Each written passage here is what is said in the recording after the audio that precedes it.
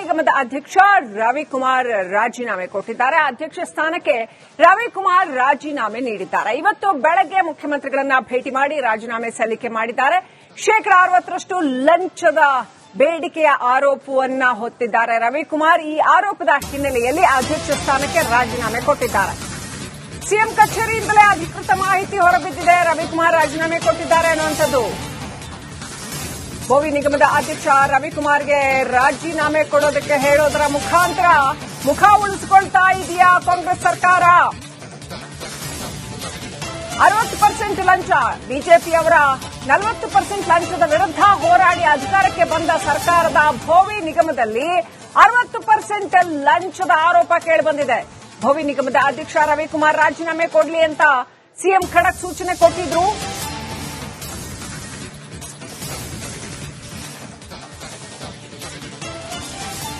ಅಂದ್ರೆ ಭೋವಿ ನಿಗಮದ ಲಂಚಾವತಾರವನ್ನ ಸರ್ಕಾರವೇ ಒಪ್ಪಿಕೊಳ್ತಾ ಇದೆಯಾ?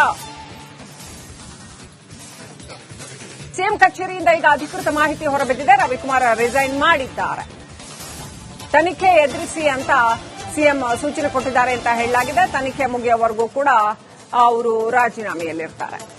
ಇವತ್ತು ಬೆಳಗ್ಗೆ ಮುಖ್ಯಮಂತ್ರಿಗಳನ್ನ ಭೇಟಿಯಾಗಿ ರಾಜೀನಾಮೆ ಸಲ್ಲಿಕೆ ಮಾಡಿದ್ದಾರೆ ಅಂತ ಹೇಳಲಾಗಿದೆ.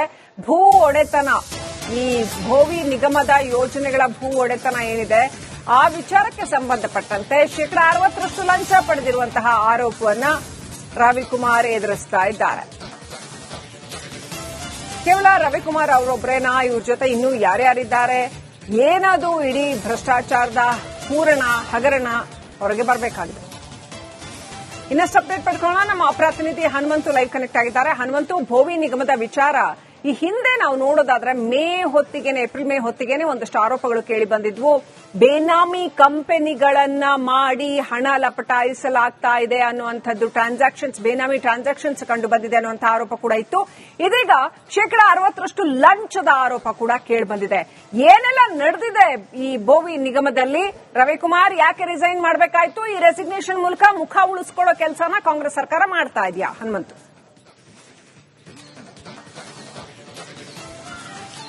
ಶ್ರೀಲಕ್ಷ್ಮಿ, ವಾಲ್ಮೀಕಿ ನಿಗಮದಲ್ಲಿ ಆದಂತಹ ಭ್ರಷ್ಟಾಚಾರ ಹಣ ವರ್ಗಾವಣೆಯ ಪ್ರಕರಣದಲ್ಲಿ ಸರ್ಕಾರ ಸಾಕಷ್ಟು ಮುಜುಗರಕ್ಕೆ ಎಡೆ ಮಾಡಿತ್ತು. ಸರ್ಕಾರ ಮುಜುಗರಕ್ಕೂ ಕೂಡ ಒಳಗಾಗಿತ್ತು. ಇದಾಗಿ ಸ್ವಲ್ಪ ದಿನಗಳ ನಂತರದಲ್ಲಿ ಈಗ ಕರ್ನಾಟಕ ಭೋವಿ ಅಭಿವೃದ್ಧಿ ನಿಗಮದ ಸ್ವತಃ ನಿಗಮದ ಅಧ್ಯಕ್ಷರಾದಂತಹ ರವಿಕುಮಾರ್ ಅವರೇ ಮಾತನಾಡಿರುವಂತಹ ವಿಡಿಯೋ ಬಿಡುಗಡೆ ಆದರಲ್ಲಿ 60% ಕಮಿಷನ್ ವಿಚಾರವನ್ನ ಕೇಳಿರುವಂತಹ ವಿಚಾರ ಪ್ರಸ್ತಾಪ ಆಗಿದೆ. ಇದು ಸರ್ಕಾರಕ್ಕೆ ಎಲ್ಲೊಂದು ಕಡೆಗೆ ಬಹುದೊಡ್ಡ ಮುಜುಗರ ಅಂತಂದು ಹೇಳಿದ್ರೆ ತಪ್ಪಾಗ್ಲಿಕ್ಕಿಲ್ಲ. ಯಾಕೆ ಅಂತಂದು ಹೇಳಿದ್ರೆ ಅಧಿಕೃತವಾಗಿ ನಿಗಮದ ಅಧ್ಯಕ್ಷರೇ ಈ ರೀತಿ ವ್ಯವಹಾರದ ವಿಚಾರವಾಗಿ ಮಾತನಾಡುವಂತಹ ವಿಚಾರದಲ್ಲಿ ಲಂಚದ ಪ್ರಸ್ತಾಪ ಮಾಡಿರುವಂತದ್ದು ಮತ್ತೆ ಹಣವನ್ನ ತೆಗೆದುಕೊಂಡಿರುವಂತದ್ದು, ಅದರಲ್ಲೂ ಕೂಡ ಸರ್ಕಾರಿ ಕಚೇರಿಯಲ್ಲಿ ಇಂಥದ್ದೊಂದು ಮಾತುಕತೆ ಆಗಿತ್ತು. ಅದಾದ ನಂತರದಲ್ಲಿ ಕುಮಾರಕೃಪಾ ಗೆಸ್ಟ್ ಹೌಸ್ ನಲ್ಲೂ ಕೂಡ ಒಂದಷ್ಟು ವ್ಯವಹಾರಗಳು ಕೂಡ ನಡೆದಿತ್ತು ಅನ್ನೋ ಆರೋಪಗಳು ಕೇಳಿ ಬಂದಿತ್ತು. ಇದನ್ನ ಭೋವಿ ಮುಖಂಡರಾದಂತಹ ವೆಂಕಟೇಶ್ ಮೌರ್ಯ ಅನ್ನುವಂಥವರು ಸುದ್ದಿಗೋಷ್ಠಿಯನ್ನ ಮಾಡಿಸಿ ಒಂದಷ್ಟು ಗಂಭೀರವಾದಂತಹ ಆರೋಪವನ್ನು ಮಾಡಿದ್ರು. ಆರೋಪದ ಸಂದರ್ಭದಲ್ಲೂ ಕೂಡ ನಿಗಮ ಮಂಡಳಿಗಳ ಅಧ್ಯಕ್ಷರನ್ನ ಕರೆದು ಡಿಸಿಎಂ ಡಿಕೆ ಶಿವಕುಮಾರ್ ಅವರು ಕೂಡ ಮಾತನಾಡಿದ್ರು. ಇದರಲ್ಲಿ ಸಿಎಂ ಸಿದ್ದರಾಮಯ್ಯ ಅವರ ಮೇಲೇನೂ ಕೂಡ ಆರೋಪವನ್ನ ಮಾಡಿದ್ರು. ಹಾಗಾಗಿ ಇಡೀ ಸರ್ಕಾರವೇ ಇದರಲ್ಲಿ ಭಾಗಿಯಾಗಿದೆ ಅನ್ನೋ ಆರೋಪವನ್ನ ಬಿಜೆಪಿ ನಾಯಕರು ಮಾಡಿದ್ರು. ಯಾವಾಗ ಈ ಸುದ್ದಿ ಹೊರಗಡೆ ಬಂತು, ಸಹಜವಾಗಿ ಸರ್ಕಾರದ ಮೇಲೆ ಮುಗಿಬೀಳಲಿಕ್ಕೆ ಬಿಜೆಪಿ ನಾಯಕರು ಎಲ್ಲಾ ರೀತಿಯ ಪ್ರಯತ್ನಗಳನ್ನು ಮಾಡಿದ್ರು. ಆಗ ಸಿಎಂ ಸಿದ್ದರಾಮಯ್ಯ ಅವರು ಮೊದಲು ರಾಜೀನಾಮೆಯನ್ನು ಕೊಡಬೇಕು, ಕೊಟ್ಟ ನಂತರದಲ್ಲಿ ತನಿಖೆಯನ್ನು ಎದುರಿಸಬೇಕು ಅನ್ನೋ ಸೂಚನೆಯನ್ನ ಕೊಟ್ಟಿದ್ರು. ಆದ್ರೆ ರವಿಕುಮಾರ್ ನನಗೆ ರಾಜೀನಾಮೆ ಕೊಡ್ಲಿಕ್ಕೆ ಸಿಎಂ ಹೇಳಿರಲಿಲ್ಲ, ಒಂದೊಮ್ಮೆ ಹೇಳಿದ್ರೆ ನಾನು ರಾಜೀನಾಮೆ ಕೊಡ್ತೀನಿ ಅನ್ನೋ ಮಾತುಗಳನ್ನು ಕೂಡ ಹೇಳಿದ್ರು. ಇವತ್ತು ಸಿಎಂ ಸಿದ್ದರಾಮಯ್ಯ ಅವರನ್ನ ಭೇಟಿ ಮಾಡಿ ವಿವರಣೆ ಕೊಡ್ಲಿಕ್ಕೂ ಕೂಡ ಮುಂದಂತಹ ಸಂದರ್ಭದಲ್ಲಿ ಇಲ್ಲ, ವಿವರಣೆ ಕೊಡ್ಲಿಕ್ಕೂ ಕೂಡ ಸಮಯವನ್ನ ಸಿಎಂ ಸಿದ್ದರಾಮಯ್ಯ ಅವರು ಕೊಟ್ಟಿಲ್ಲ, ರಾಜೀನಾಮೆಯನ್ನ ಪಡೆದುಕೊಂಡಿದ್ದಾರೆ ಅನ್ನೋ ಮಾಹಿತಿಗಳು ಈಗ ಸಿಎಂ ಕಚೇರಿಯಿಂದ ಲಭ್ಯ ಆಗ್ತಾ ಇರುವಂತದ್ದು. ಆದ್ರೆ ರವಿಕುಮಾರ್ ಅವರನ್ನ ಮಾಧ್ಯಮಗಳು ಸಂಪರ್ಕ ಮಾಡುವಂತಹ ಸಂದರ್ಭದಲ್ಲಿ ಇಲ್ಲ, ನಾನು ತನಿಖೆಗೆ ಮನವಿಯನ್ನ ಮಾಡಿದ್ದೇನೆ ಹೊರತು ನಾನು ರಾಜೀನಾಮೆ ಕೊಟ್ಟಿಲ್ಲ ಅನ್ನುವಂತ ಮಾತುಗಳನ್ನ ಹೇಳ್ತಾ ಇದ್ದಾರೆ. ಆದ್ರೆ ಒಟ್ಟಾರೆಯಾಗಿ ಸರ್ಕಾರಕ್ಕೆ ಈ ಘಟನೆಯಿಂದ ಮುಜುಗರ ಆಗಿದೆ ಅಂತಂದು ಹೇಳಿದ್ರೆ ತಪ್ಪಾಗ್ಲಿಕ್ಕಿಲ್ಲ. ಯಾಕೆಂತ ಹೇಳಿದ್ರೆ ಸರ್ಕಾರದ ವಿರುದ್ಧ ಒಂದು ಭ್ರಷ್ಟಾಚಾರದ ಹಿಂದೆ ವಿರೋಧ ಪಕ್ಷದಲ್ಲಿದ್ದಂತಹ ಸಂದರ್ಭದಲ್ಲಿ 40% ಕಮಿಷನ್ ನ ಆರೋಪವನ್ನು ಇಟ್ಕೊಂಡು ಇಡೀ ಚುನಾವಣೆಯಲ್ಲಿ ಅಂದಿನ ಬಿಜೆಪಿ ಸರ್ಕಾರಕ್ಕೆ ಸಾಕಷ್ಟು ಚಾಟಿ ಬೀಸುವಂತ ಕೆಲಸವನ್ನ ಕಾಂಗ್ರೆಸ್ ಮಾಡಿತ್ತು.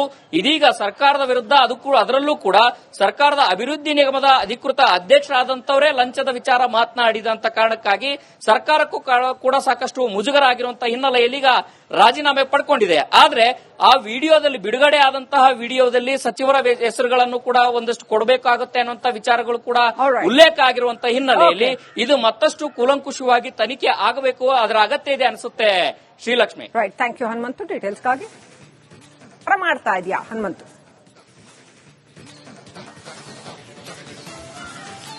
ಶ್ರೀಲಕ್ಷ್ಮಿ, ವಾಲ್ಮೀಕಿ ನಿಗಮದಲ್ಲಿ ಆದಂತಹ ಭ್ರಷ್ಟಾಚಾರ, ಹಣ ವರ್ಗಾವಣೆಯ ಪ್ರಕರಣದಲ್ಲಿ ಸರ್ಕಾರ ಸಾಕಷ್ಟು ಮುಜುಗರಕ್ಕೆ ಎಡೆ ಮಾಡಿತ್ತು. ಸರ್ಕಾರ ಮುಜುಗರಕ್ಕೂ ಕೂಡ ಒಳಗಾಗಿತ್ತು. ಇದಾಗಿ ಸ್ವಲ್ಪ ದಿನಗಳ ನಂತರದಲ್ಲಿ ಈಗ ಕರ್ನಾಟಕ ಬೋವಿ ಅಭಿವೃದ್ಧಿ ನಿಗಮದ ಸ್ವತಃ ಅಧ್ಯಕ್ಷರಾದಂತಹ ರವಿಕುಮಾರ್ ಅವರೇ ಮಾತನಾಡಿರುವಂತಹ ವಿಡಿಯೋ ಬಿಡುಗಡೆ ಆದ ನಂತರದಲ್ಲಿ 60% ಕಮಿಷನ್ ವಿಚಾರವನ್ನ ಕೇಳಿರುವಂತಹ ವಿಚಾರ ಪ್ರಸ್ತಾಪ ಆಗಿದೆ. ಇದು ಸರ್ಕಾರಕ್ಕೆ ಎಲ್ಲೊಂದು ಕಡೆಗೆ ಬಹುದೊಡ್ಡ ಮುಜುಗರ ಅಂತ ಹೇಳಿದ್ರೆ ತಪ್ಪಾಗ್ಲಿಕ್ಕಿಲ್ಲ. ಯಾಕೆ ಅಂತ ಹೇಳಿದ್ರೆ ಅಧಿಕೃತವಾಗಿ ನಿಗಮದ ಅಧ್ಯಕ್ಷರೇ ಈ ರೀತಿ ವ್ಯವಹಾರದ ವಿಚಾರವಾಗಿ ಮಾತನಾಡುವಂತಹ ವಿಚಾರದಲ್ಲಿ ಲಂಚದ ಪ್ರಸ್ತಾಪ ಮಾಡಿರುವಂತದ್ದು ಮತ್ತೆ ಹಣವನ್ನ ತೆಗೆದುಕೊಂಡಿರುವಂತದ್ದು, ಅದರಲ್ಲೂ ಕೂಡ ಸರ್ಕಾರಿ ಕಚೇರಿಯಲ್ಲಿ ಇಂಥದ್ದೊಂದು ಮಾತುಕತೆ ಆಗಿತ್ತು. ಅದಾದ ನಂತರದಲ್ಲಿ ಕುಮಾರಕೃಪಾ ಗೆಸ್ಟ್ ಹೌಸ್ ನಲ್ಲೂ ಕೂಡ ಒಂದಷ್ಟು ವ್ಯವಹಾರಗಳು ಕೂಡ ನಡೆದಿತ್ತು ಅನ್ನೋ ಆರೋಪಗಳು ಕೇಳಿ ಬಂದಿತ್ತು. ಇದನ್ನ ಬೋವಿ ಮುಖಂಡರಾದಂತಹ ವೆಂಕಟೇಶ್ ಮೌರ್ಯ ಅನ್ನುವಂಥವರು ಸುದ್ದಿಗೋಷ್ಠಿಯನ್ನ ಮಾಡಿಸಿ ಒಂದಷ್ಟು ಗಂಭೀರವಾದಂತಹ ಆರೋಪವನ್ನು ಮಾಡಿದ್ರು. ಆರೋಪದ ಸಂದರ್ಭದಲ್ಲೂ ಕೂಡ ನಿಗಮ ಮಂಡಳಿಗಳ ಅಧ್ಯಕ್ಷರನ್ನ ಕರೆದು ಡಿಸಿಎಂ ಡಿಕೆ ಶಿವಕುಮಾರ್ ಅವರು ಕೂಡ ಮಾತನಾಡಿದ್ರು. ಇದರಲ್ಲಿ ಸಿಎಂ ಸಿದ್ದರಾಮಯ್ಯ ಅವರ ಮೇಲೇನೂ ಕೂಡ ಆರೋಪವನ್ನ ಮಾಡಿದ್ರು. ಹಾಗಾಗಿ ಇಡೀ ಸರ್ಕಾರವೇ ಇದರಲ್ಲಿ ಭಾಗಿಯಾಗಿದೆ ಅನ್ನೋ ಆರೋಪವನ್ನ ಬಿಜೆಪಿ ನಾಯಕರು ಮಾಡಿದ್ರು. ಯಾವಾಗ ಈ ಸುದ್ದಿ ಹೊರಗಡೆ ಬಂತು, ಸಹಜವಾಗಿ ಸರ್ಕಾರದ ಮೇಲೆ ಮುಗಿಬೀಳಲಿಕ್ಕೆ ಬಿಜೆಪಿ ನಾಯಕರು ಎಲ್ಲಾ ರೀತಿಯ ಪ್ರಯತ್ನಗಳನ್ನ ಮಾಡಿದ್ರು. ಆಗ ಸಿಎಂ ಸಿದ್ದರಾಮಯ್ಯ ಅವರು ಮೊದಲು ರಾಜೀನಾಮೆಯನ್ನು ಕೊಡಬೇಕು, ಕೊಟ್ಟ ನಂತರದಲ್ಲಿ ತನಿಖೆಯನ್ನು ಎದುರಿಸಬೇಕು ಅನ್ನೋ ಸೂಚನೆಯನ್ನ ಕೊಟ್ಟಿದ್ರು. ಆದ್ರೆ ರವಿಕುಮಾರ್ ನನಗೆ ರಾಜೀನಾಮೆ ಕೊಡ್ಲಿಕ್ಕೆ ಸಿಎಂ ಹೇಳಿರಲಿಲ್ಲ, ಒಂದೊಮ್ಮೆ ಹೇಳಿದ್ರೆ ನಾನು ರಾಜೀನಾಮೆ ಕೊಡ್ತೀನಿ ಅನ್ನೋ ಮಾತುಗಳನ್ನು ಕೂಡ ಹೇಳಿದ್ರು. ಇವತ್ತು ಸಿಎಂ ಸಿದ್ದರಾಮಯ್ಯ ಅವರನ್ನ ಭೇಟಿ ಮಾಡಿ ವಿವರಣೆ ಕೊಡ್ಲಿಕ್ಕೂ ಕೂಡ ಮುಂದಂತಹ ಸಂದರ್ಭದಲ್ಲಿ ಇಲ್ಲ, ವಿವರಣೆ ಕೊಡ್ಲಿಕ್ಕೂ ಕೂಡ ಸಮಯವನ್ನ ಸಿಎಂ ಸಿದ್ದರಾಮಯ್ಯ ಅವರು ಕೊಟ್ಟಿಲ್ಲ, ರಾಜೀನಾಮೆಯನ್ನ ಪಡೆದುಕೊಂಡಿದ್ದಾರೆ ಅನ್ನೋ ಮಾಹಿತಿಗಳು ಈಗ ಸಿಎಂ ಕಚೇರಿಯಿಂದ ಲಭ್ಯ ಆಗ್ತಾ ಇರುವಂತದ್ದು. ಆದ್ರೆ ರವಿಕುಮಾರ್ ಅವರನ್ನ ಮಾಧ್ಯಮಗಳು ಸಂಪರ್ಕ ಮಾಡುವಂತಹ ಸಂದರ್ಭದಲ್ಲಿ ಇಲ್ಲ, ನಾನು ತನಿಖೆಗೆ ಮನವಿಯನ್ನ ಮಾಡಿದ್ದೇನೆ ಹೊರತು ನಾನು ರಾಜೀನಾಮೆ ಕೊಟ್ಟಿಲ್ಲ ಅನ್ನುವಂತ ಮಾತುಗಳನ್ನು ಹೇಳ್ತಾ ಇದ್ದಾರೆ. ಆದ್ರೆ ಒಟ್ಟಾರೆಯಾಗಿ ಸರ್ಕಾರಕ್ಕೆ ಈ ಘಟನೆಯಿಂದ ಮುಜುಗರ ಆಗಿದೆ ಅಂತ ಹೇಳಿದ್ರೆ ತಪ್ಪಾಗ್ಲಿಕ್ಕಿಲ್ಲ. ಯಾಕೆಂತ ಹೇಳಿದ್ರೆ ಸರ್ಕಾರದ ವಿರುದ್ಧ ಒಂದು ಭ್ರಷ್ಟಾಚಾರದ ಹಿಂದೆ ವಿರೋಧ ಪಕ್ಷದಲ್ಲಿದ್ದಂತಹ ಸಂದರ್ಭದಲ್ಲಿ 40% ಕಮಿಷನ್ ನ ಆರೋಪವನ್ನು ಇಟ್ಕೊಂಡು ಇಡೀ ಚುನಾವಣೆಯಲ್ಲಿ ಅಂದಿನ ಬಿಜೆಪಿ ಸರ್ಕಾರಕ್ಕೆ ಸಾಕಷ್ಟು ಚಾಟಿ ಬೀಸುವಂತ ಕೆಲಸವನ್ನ ಕಾಂಗ್ರೆಸ್ ಮಾಡಿತ್ತು. ಇದೀಗ ಸರ್ಕಾರದ ವಿರುದ್ಧ ಅದರಲ್ಲೂ ಕೂಡ ಸರ್ಕಾರದ ಅಭಿವೃದ್ಧಿ ನಿಗಮದ ಅಧಿಕೃತ ಅಧ್ಯಕ್ಷರಾದಂತವರೇ ಲಂಚದ ವಿಚಾರ ಮಾತನಾಡಿದಂತ ಕಾರಣಕ್ಕಾಗಿ ಸರ್ಕಾರಕ್ಕೂ ಕೂಡ ಸಾಕಷ್ಟು ಮುಜುಗರ ಆಗಿರುವಂತಹ ಹಿನ್ನೆಲೆಯಲ್ಲಿ ಈಗ ರಾಜೀನಾಮೆ ಪಡ್ಕೊಂಡಿದೆ. ಆದ್ರೆ ಆ ವಿಡಿಯೋದಲ್ಲಿ ಬಿಡುಗಡೆ ಆದಂತಹ ವಿಡಿಯೋದಲ್ಲಿ ಸಚಿವರ ಹೆಸರುಗಳನ್ನು ಕೂಡ ಒಂದಷ್ಟು ಕೊಡಬೇಕಾಗುತ್ತೆ ಅನ್ನುವಂತ ವಿಚಾರಗಳು ಕೂಡ ಉಲ್ಲೇಖ ಆಗಿರುವಂತಹ ಹಿನ್ನೆಲೆಯಲ್ಲಿ ಇದು ಮತ್ತಷ್ಟು ಕೂಲಂಕುಷವಾಗಿ ತನಿಖೆ ಆಗಬೇಕು, ಅದರ ಅಗತ್ಯ ಇದೆ ಅನಿಸುತ್ತೆ Srilakshmi. Right, thank you Hanumanthu. ಡೀಟೇಲ್ಸ್ಗಾಗಿ